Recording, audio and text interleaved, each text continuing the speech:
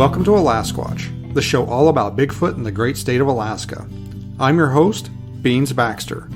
So lace up your boots, zip up your coat, and come with me on an adventure as we explore all things cryptid in the last frontier.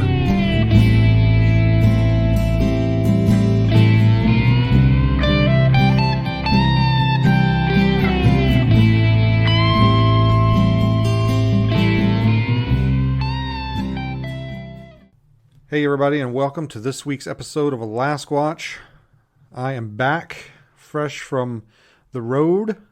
I did a lot of driving over the last week or so, and we're going to get into that. I'm going to tell you about that. I'm going to tell you all about my adventures at the Boreal Bigfoot Expo and beyond, and I think you guys are going to enjoy it. But first, I just want to give a quick shout out to Manscaped, who has offered their support for the show.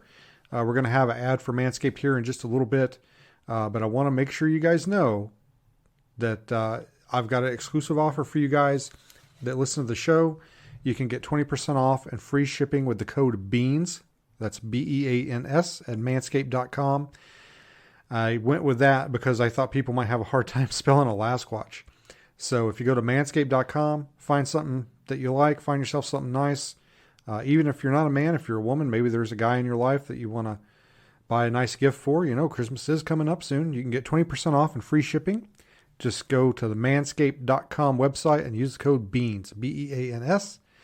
And now let's get into the Boreal Bigfoot Expo. I'm going to tell you guys about my experiences there.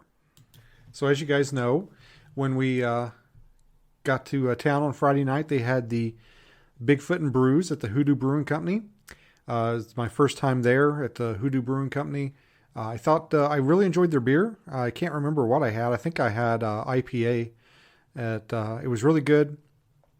Met up with Adam Davies and Stephen Major, and Jesse and Heidi were there, as well as other organizers of the Boreal Bigfoot Expo.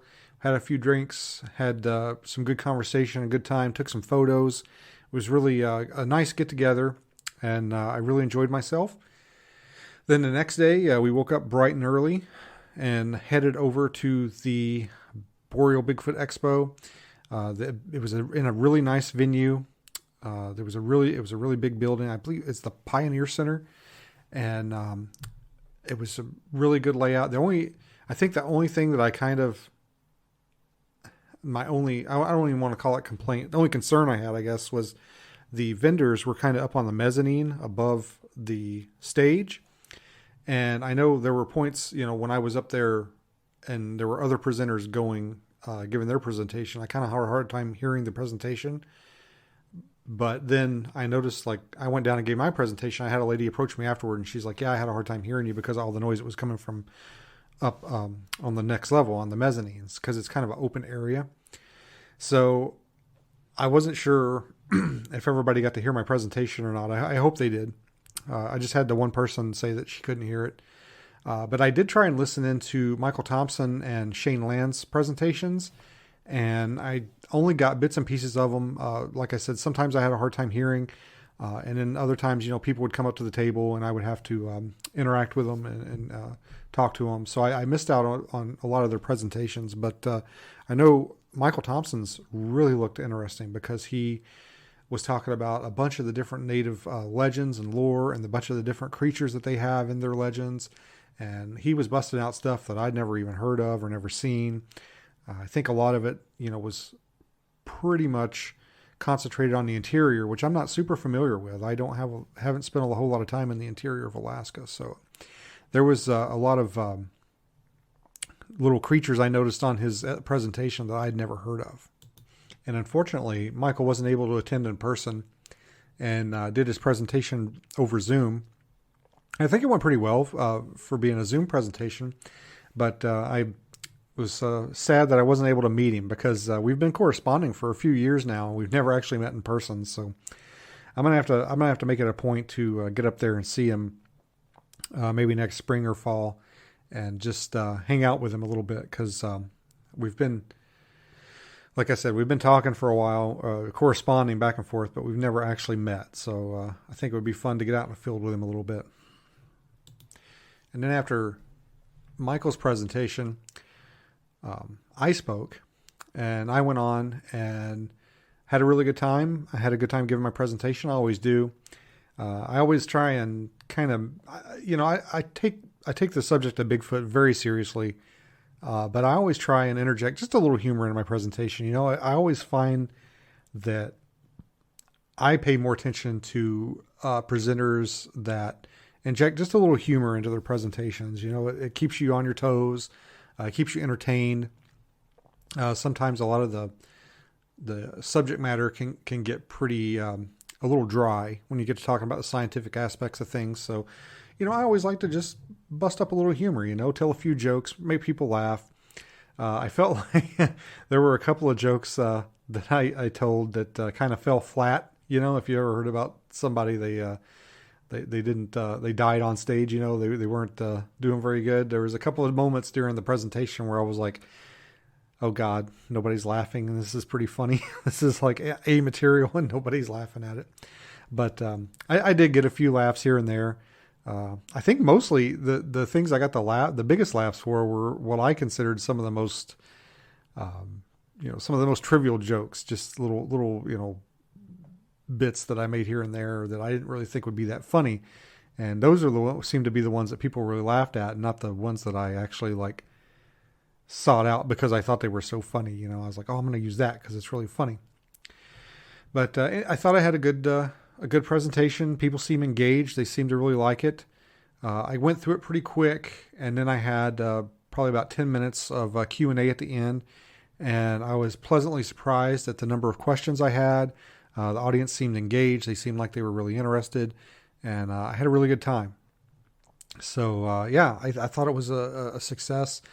I had guesstimated that there would probably be about 100 attendees, and we actually doubled that. I think there was actually about 200, which I thought was just phenomenal. I mean, you got to consider the timing of the event. While it was good, it wasn't optimal. The state fair was going on. It was hunting season. I noticed there were some people that told me they were going to attend that didn't make it. But on the other hand, I think there was a lot of people that showed up kind of spur of the moment and padded out the numbers. So it was a good event. It was good numbers. A lot of people showed up. I thought, in my opinion, I thought it was a success. And then Shane Land, he went on after me. His presentation was the last one of the day. And I didn't get to hear as much of his as I'd like. I got after my presentation, I had a lot of people coming up to my table and talking to me and wanting to buy my book and stuff like that. So I missed out on a lot of what he said, but I did pick up his book at the presentation, and I'm going to be reading that, and then I'll give a review of it here on the podcast. So I thought it was really cool meeting him. Seemed like a really nice guy. And I'm sorry to say I couldn't meet Michael, that he wasn't there in person, but it was still a good time. And I enjoyed what I could see of his presentation. And I thought I liked the venue. I did think that I was a little concerned over some of the noise, though, with the presentation and the people upstairs with the vendors were. But it was nice being able to go and peruse the vendors and still being able to keep an eye on the presentations. I thought that was pretty cool. So it's, it had its pros and cons, but I really enjoyed it. I had a good time.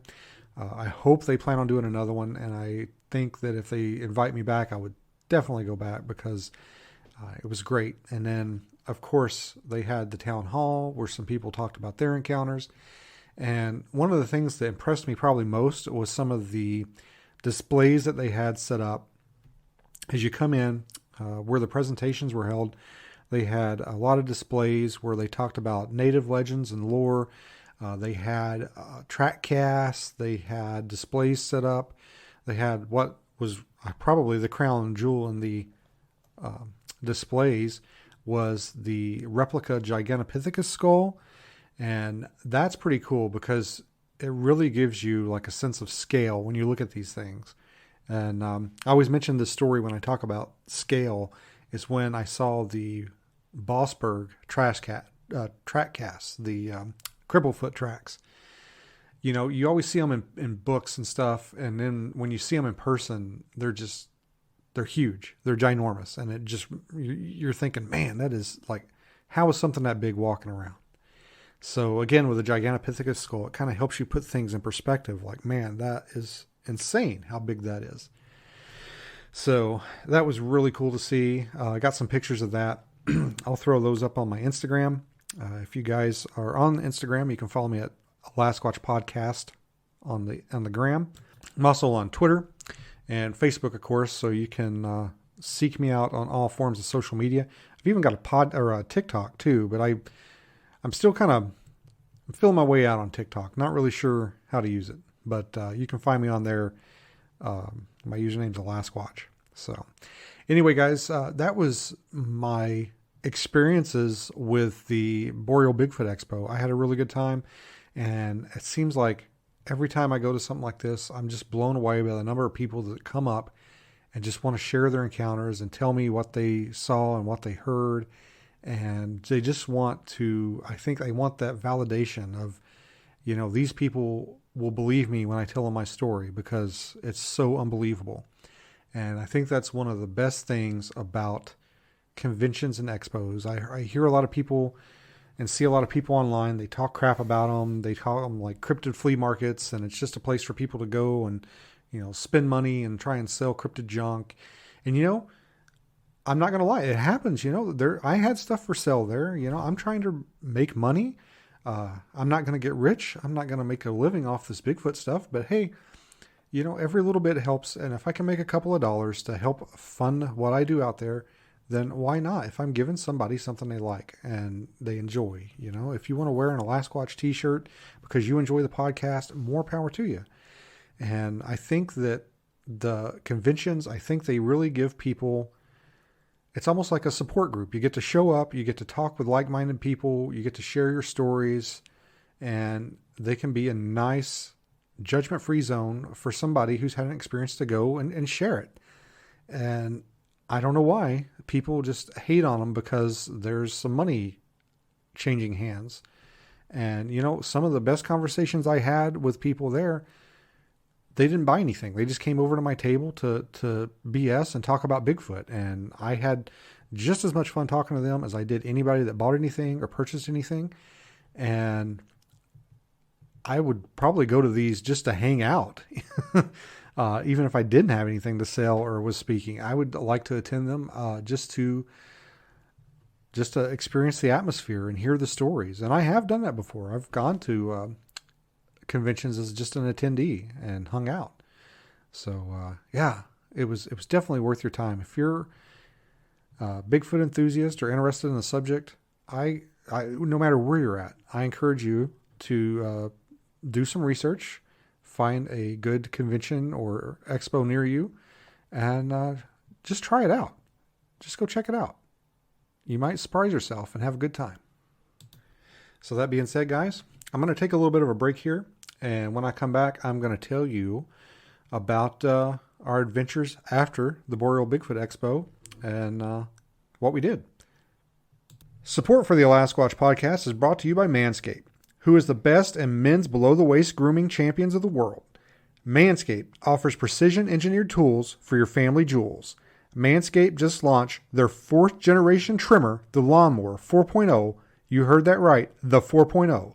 Join over 2 million men worldwide who trust Manscaped with this exclusive offer for you guys, Alasquatch listeners. You get 20% off and free worldwide shipping, even to Alaska, with the code BEANS, BEANS, at manscaped.com. Again, that's 20% off and free shipping with the code BEANS, BEANS, at manscaped.com. Imagine shaving with a sleek, well-designed and optimized trimmer that makes shaving time your favorite time in the bathroom. I'm one of the first people to try the new 4.0, and I'm blown away by the performance. The craftsmanship and the details of the 4.0 are next level. I gotta be honest with you guys, when it come to this stuff, I wasn't too sure about manscaping or grooming down there, but after I tried it, I gotta admit, it's pretty freeing, and I think it's gonna have me running through the woods looking for Bigfoot in no time. Remember, guys, just because we hunt for Bigfoot doesn't mean we have to look like Bigfoot. Manscaped engineered the ultimate groin and body trimmer by focusing on intelligent functionality and an incredibly comfortable grooming experience. Their 4th generation trimmer features a cutting-edge ceramic blade to reduce grooming accidents thanks to their advanced skin-safe technology. I now feel confident shaving my boys. This upgraded trimmer includes a multifunction on and off switch that can engage a travel lock. It also gives you the ability to turn on the 4000K LED spotlight on and off when needed for a more precise shave. The Lawnmower 4.0 even allows you to customize your trim through additional guard links with sizes 1 through 4. And did I mention the wireless charging? The new wireless charging system uses electromagnetic induction, which can help battery length last longer. Men, if you've been shaving with the same nut trimmer on your face, you've been doing it wrong. No person wants to end up with pubes in their mouth. It's time to get your own ball hair and body trimmer with Manscaped to make me time the best time and enhance your confidence with some nice smooth boys. Get 20% off plus free shipping with the code BEANS, BEANS, at manscaped.com. Your balls will thank you. Remember, guys, get 20% off and free shipping with the code BEANS, BEANS, at manscaped.com. That's 20% off with the free shipping at manscaped.com and use code BEANS. Unlock your confidence and always use the right tools for the right job with Manscaped. All right, guys, we're back. So anyway, wrapping up, I had a great time at the Boreal Bigfoot Expo. And after the expo, I hit the road with Stephen Major and Adam Davies, and we started heading north from Fairbanks. And just to kind of put this in perspective, it's kind of hard in the audio form of the podcast here. But I drove, those of you that know, I live on the southern tip of the Kenai Peninsula. And that's about as far south as you can drive when you get on the road and on the road system here. So I drove from Homer, which is, they call it the end of the road. I drove from Homer all the way up to Fairbanks, which is about a 10-hour drive. Did the Boreal Bigfoot Expo, and then we loaded up with Stephen and Adam, headed north, and we hit the Dalton Highway, which, if you look up the Dalton Highway, you'll see it called things like the loneliest road in America, the most dangerous road in America, stuff like that. And we drove north up to Coldfoot, which was about a 6-hour drive, I believe, from Fairbanks. And then we spent the night in Coldfoot, and then we drove another 6 hours the next day up to Dead Horse, Alaska, which is located in Prudhoe Bay, which is often referred to as the slope, the North Slope. That's where a lot of the oil workers go and work. It's actually pretty much just an oil town. It's populated by the oil companies and places like that, the places that service the oil companies.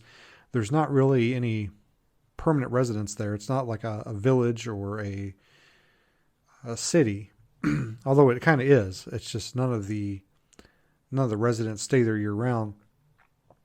Most of them just come up, they work their 2 or 3 week shift, and then they get 2 or 3 weeks off. So we went up to Dead Horse.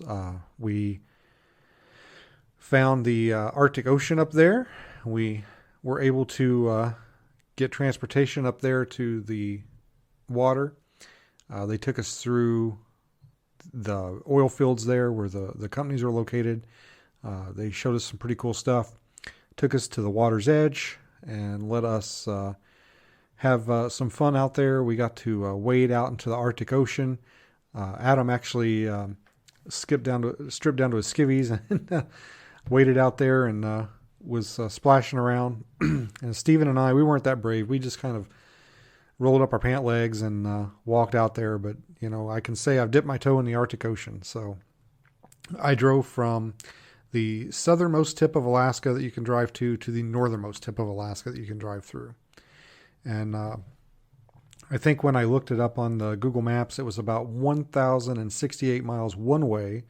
So then, of course, we had to turn around and drive back. So we took pretty much the same route back. I dropped the guys off in Anchorage and they flew out, and I continued south down to back home to Homer. And so that made the round trip for me a little bit over 2,000 miles in just a few days. And I tell you what, by the time I got home, I was pretty sick of driving. I was like, I just want to sit at home and relax for a while. And I tell you what, I did some reading, some researching on the Dalton Highway. And one of the things that they tell you before you drive it is always make sure you've got a spare tire. Actually, they recommend you have 2 spare tires and plenty of emergency supplies. Well, with myself and Steven and Adam going, and of course we're just driving, and my pickup truck was just a regular pickup truck. There's nothing special about it. Space was limited, so I did not get an extra spare. But what I did do was I had a couple of cans of Fix-A-Flat, and I had upgraded my tires before this trip to some beefier tires, some that weren't so prone to punctures and were a little hardier. So we took off and drove the 500 miles from Fairbanks up the Dalton Highway, and I was pretty gun shy about some of the potholes and stuff, even though I had the new tires. I don't remember. I'm pretty sure I told the story on here before about going out fishing to this remote area, and I hit a nasty pothole and ended up, I don't know if it was the pothole that caused it or it was something else, but I hit this really, one of those potholes where you hit it and your soul like leaves your body for a second. And we're driving towards the river where we want to fish, and my tire starts losing air pressure, and there's no cell service. You can't call for help. And I was just like, oh my gosh. And the tire was getting flatter and flatter. And I thought, well, I've got my Fix-A-Flat here. I'll just, put that in the tire and I'll deal with it later, when we get back to civilization. And I pulled my Fix-A-Flat out of the back of the truck, and what had happened is, when I first moved to Homer about, 12 years ago or something, when I bought my truck, I bought this can of Fix-A-Flat to keep in the truck. Well, I bought a new truck. I transferred the Fix-A-Flat from the old truck to the new truck and just, continued on. And now here we are 12 years later. I have a flat tire. I pull the Fix-A-Flat out of the back seat, and I'm thinking, this is going to solve my problems. And it doesn't occur to me, this can of Fix-A-Flat's like 12 years old, and that stuff has a shelf life apparently, because I went to put it in the tire and it just went, just nothing came out. So I still, I had my spare tire, and I thought, well, I'll just have to change the tire. So I get my factory jack out that come with the truck, and I try to jack the truck up. Of course, we're on this muddy gravel road. It's not working too good. At one point, the truck like shifts and almost falls on top of me because of the gravel. And at this point, I'm thinking we might be in trouble. So what had happened was I had went over to, there's a little campground not too far from where we were fishing, just within walking distance. And I went in there and I found a couple that had a travel trailer that they had set up. And, people that are familiar with travel trailers, a lot of times you'll have leveling blocks and stuff that you'll use to help keep them level. And I asked those people, I was like, hey, do you guys have any spare leveling blocks or pieces of wood or something? And they gave me this piece of like plywood or something, and it worked perfectly. I put my jack underneath it and was able to get the truck lifted up and got the tire changed. And I went back and I gave those people their wood back, and I gave the couple, I gave them like a $10 bill, and I was like, hey, you guys buy yourselves a drink on me? And they were like, no, that's ridiculous. I was like, no, you guys don't understand. This piece of wood saved my ass.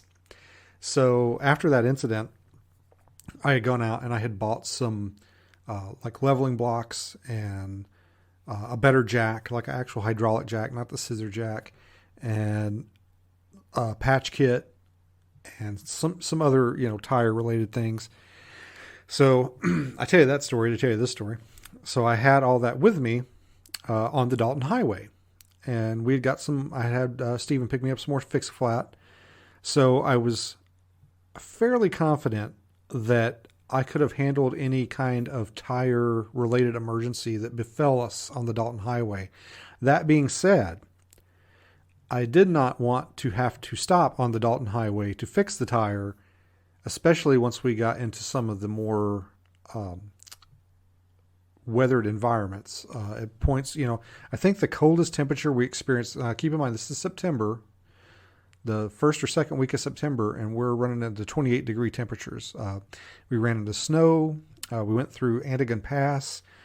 It was pretty crappy both times we went through, on the way up and the way back. We had a lot of snow coming down, and it was an experience. It's really something that it takes a certain person to make it up that far. We made it to the Arctic Circle, which, to drive the Dalton Highway up to the Arctic Circle, that's not that hard. It takes a while, but that's where most of the tourists go. Is they'll go up to the Arctic Circle sign, they'll spend a little bit of time there, they'll get their picture made with the sign, and then they head back. North of the Arctic Circle sign is when it starts to get rough, because nobody goes up there except for the truck drivers and people going to Prudhoe Bay. So after we hit the Arctic Circle sign and got our pictures made there and started heading north, that's when things started to get interesting, and when you started to run into some rough country. There were some sections of the road that were paved, and a lot of it was not. Pretty rugged and potholey in some areas. We ran into some paved sections, which, if you look in the Milepost magazine, I think it says 25% of the Dalton Highway is paved. And I think it might actually be more than that now. I know the last 75 miles or so leading into Dead Horse was paved, and it was like brand new, fresh pavement. It was the best driving of the entire trip, was the last 75 miles or so. And it was really cool, because that's when you start to see sort of the Arctic wildlife and the animals that live, above the Arctic Circle. So it gave me a little bit more freedom to look for animals and less time to concentrate on the road. A lot of the trip up the Dalton Highway, I was so fixated on dodging potholes and staying off the soft shoulder and just, keeping the truck going, that I didn't have a lot of time to scan for wildlife and to see what was out there. We did see some really cool animals. We did a little bit of Bigfoot research. Went into some areas where we'd heard that there was some activity. Threw some cameras up, did some camping. We had a good time. For most of it, there was some bad weather we ran into, especially around the Coldfoot region. It was just a lot of rain, a lot of torrential downpour rain. Now, don't get me wrong, we can handle rain. Rain's not that big of a deal, but this was somebody standing over you pouring a bucket on your kind of rain, and that's not fun to do anything in, especially film. So we had some challenges that we had to contend with. We had some things that we had to deal with. I'm not going to give too much away, because I know Steven's wanting to cut a lot of the footage together, and I'm not sure if we're going to do a full-scale documentary, or if he's just going to release it to YouTube. I don't know what his plans are. I think he's kind of up in the air with that in a moment. But he's got some plans that he wants to do with that, so I don't want to give too much away. But yeah, we had a pretty good time. When you're traveling with friends, and you're in close quarters like that, you have good times, and then you have bad times, and it goes, just like with anything, anytime you spend that much time with somebody, you have ups and downs, and all families have their disagreements and stuff. So we definitely got to see the best and worst of each other on the trip, and it was a good time though. And I think probably I'm gonna head back that way. I don't know if I'm gonna go all the way to Dead Horse, but there's some areas up there I want to check out, and I think maybe next year I might head back that way and do some exploring. And I think there's a lot of, it just gives you a real perspective of how big Alaska is. I mean, I drove and drove and drove and drove and drove and drove, and it just never ends. It just keeps going. It just keeps going. And then there's mountains, and there's swamps, and there's forests, and there's tundra, and the landscape changes, and it just keeps going and going, and it just gives you a real sense of scale for how big of Alaska is. I mean, I literally drove from the southern tip of Texas up into Canada probably, and then back again just in a few days. And I tell you what, it gives you a sense of how minuscule we are when compared to nature, and just how much land is out there and what could be out there living in it. We just have no idea about. So with all that being said, we made it relatively safe and sound up to Dead Horse, and then back down to Fairbanks, and then we made a quick stop in Denali National Park just so that the guys could say they'd been. If those of you that listen regularly, you'll know that my wife and I won the road lottery last year, and we actually drove the entire 92 miles into the park. And there's a 2-part video series on that on my YouTube page where you can check out our ride into the park. We captured the entire thing on dash camera and edited it together. My wife did most of the work on that, edited it together for a couple of videos that we threw up on YouTube. So if you want to see Denali National Park for free, basically, check out our videos. And then after Denali National Park, we continued south, hit Anchorage, and the guys got on a plane. And then I continued south to Homer. And so this is the funny part. So we spent the night in Anchorage, and the guys got up the next morning. I was going to take them to the airport, and I started my truck up. And when I started my truck up, my tire sensor warning light came on, and it said that the front passenger side tire was low. And I thought, well, that's kind of weird. Like, I mean, I'd literally driven like almost 2,000 miles and hadn't had any issues whatsoever. So I look, and it's a little flat, but it's not, I mean, it's probably about 15 pounds low on air.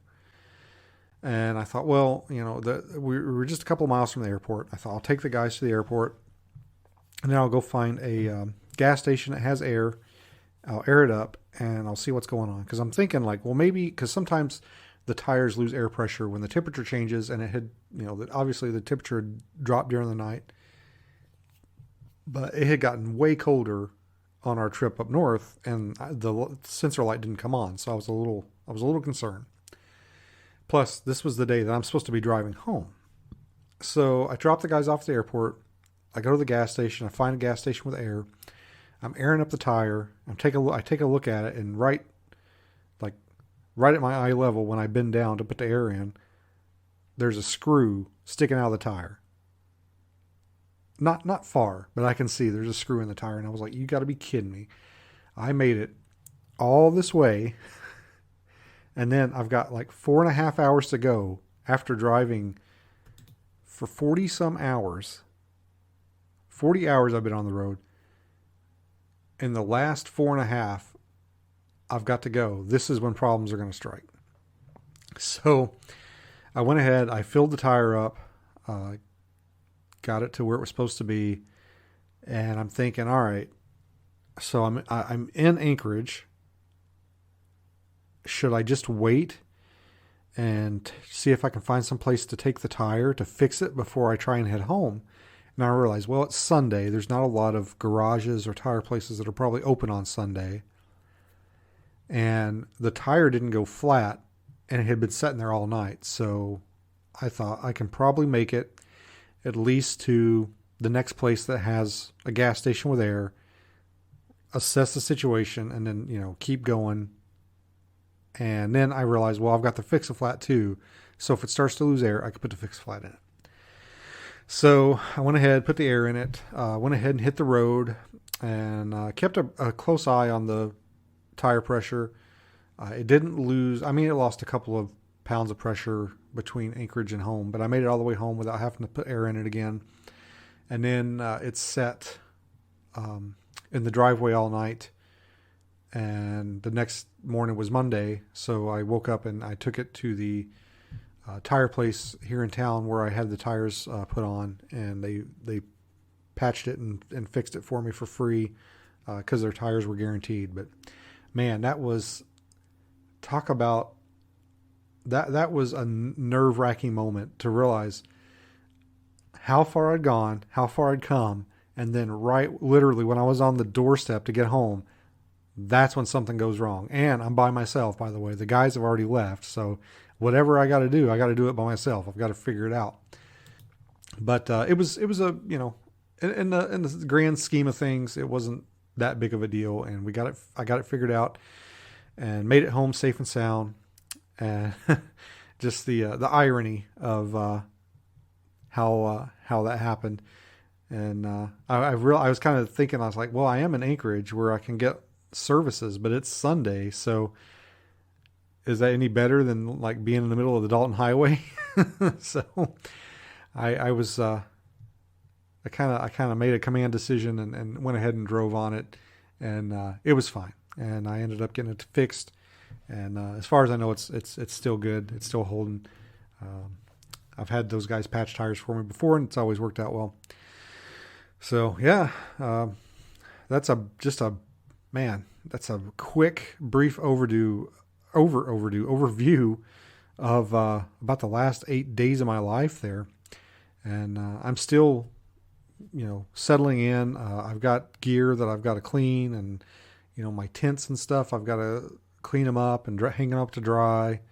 So it's a lot of work going on these types of trips. When you get back, there's stuff you've got to sort through and put up and clean. And I'm a big fan of taking care of my gear. I think if you take care of your gear, it'll take care of you. So whenever I come back from something like this, I always get all my stuff out and clean it up and dry it out before I put it back away. So anyway, guys, that being said, I have got some tents to clean and scrub up and dry. And I think we've had a little break in the weather here. It's been raining ever since I've been home, so I think this is a good time to get out there and do it. But I wanted to put out the podcast and give you an update, tell you what's been going on, what we've experienced. And I'll let you know when Steven gets his footage edited and what he's going to do with it and where you can see it. I think it'll be a good opportunity to travel the Dalton Highway with us without actually having to go through the stress and potholes and the bad weather. So anyway, guys, thanks for listening. I really appreciate you. I want to say thanks to everybody that came to the Boreal Bigfoot Expo. And I also wanted to throw a special shout out there to Tom from the UK. Tom, your package is in the mail. It's coming to you. We had to look into some international shipping options and got your stuff out to you. So if any of you guys out there that don't live in the U.S., if you want some Alasquatch swag, just contact me. You can send me an email at alasquatch@gmail.com, or you can contact me using the contact tab on my website at alasquatchpodcast.com, and we'll figure it out. We'll work something out for you so we can get some sweet Alasquatch swag in your hands. If you guys enjoy the podcast, please support us. Go to alasquatchpodcast.com. Take a look at what we've got to offer in the Alasquatch store. Special treat. I've got a very, very limited number of copies of the In Search of the Port Chatham Hairy Man DVD. If you guys want to pick that up, you can order one from the Alasquatch store podcast. the Alasquatch podcast store, excuse me. And also a big welcome to our sponsor, Manscaped. Remember, guys, if you guys go to the manscaped.com website, pick yourself out something nice. They've got a lot of good products there, not just things for shaving your boys. They've got boxers, they've got t-shirts, they've got nose and ear trimmers, they've got all kinds of stuff. They've got balms and deodorants. They've got shaving kits for travel, which is very useful when you're on the road. So go to manscaped.com and get 20% off your order and free shipping. That's 20% off and free shipping worldwide, even to Alaska, with the code BEANS, BEANS, at manscaped.com. 20% off with free shipping at manscaped.com. Just use the code BEANS.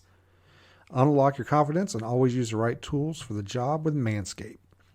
All right, guys, I appreciate you listening. Thank you so much, and be careful out there.